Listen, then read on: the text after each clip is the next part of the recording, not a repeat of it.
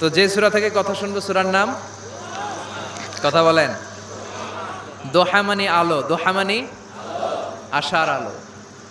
কিসের আলো? সম্ভাবনার আলো। সুবহানাল্লাহ পড়েন। আলো শুনলে ভালো লাগে না নাকি অন্ধকার ভালো লাগে?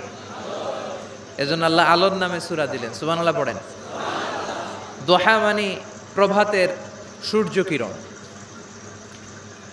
সকালবেলার যে সূর্যের কিরণটা আলো গোটা পৃথিবীকে আলোকিত করে দেয়, এটার নাম আদ-দোহা। এটার নাম আদ-দোহা।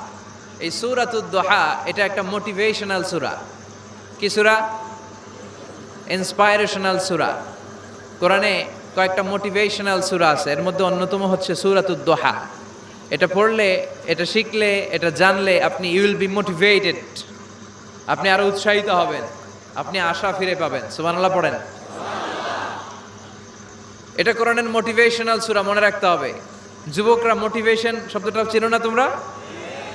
মোটিভেশন, এই সূরাতে তোমরা you will get huge motivation in this সূরা ইনশাআল্লাহ। অনেক মোটিভেশন পাওয়া যাবে, কারণ এটা আলোর পথ দেখায়। কিসের পথ? দোহা মানে আশার আলো, ঠিক কিনা? বিশ্বনবীকে আল্লাহ আলোর সাথে তুলনা করেছেন, বলেছেন বিশ্বনবী হচ্ছে নূর। সুবহানাল্লাহ পড়েন।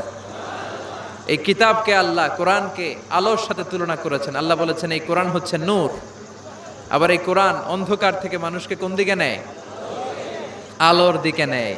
আলিফ লাম রা, কিতাবুন আনজালনাহু ইলাইকা লিতুখরিজান NASA মিনাজ-যুলুমাতি ইলান। O Muhammad, my beloved last messenger, I've revealed this holy and sacred book unto you in order to lead the mankind out of darkness into the light. Light, কোরআন হচ্ছে একটা লাইট। আবার বিশ্বনবী বলছেন আল্লাহ আপনি আমার ডানে নূর দেন, আমার বায়ে নূর দেন, আমার সামনে নূর দেন, আমার পেছনে নূর দেন।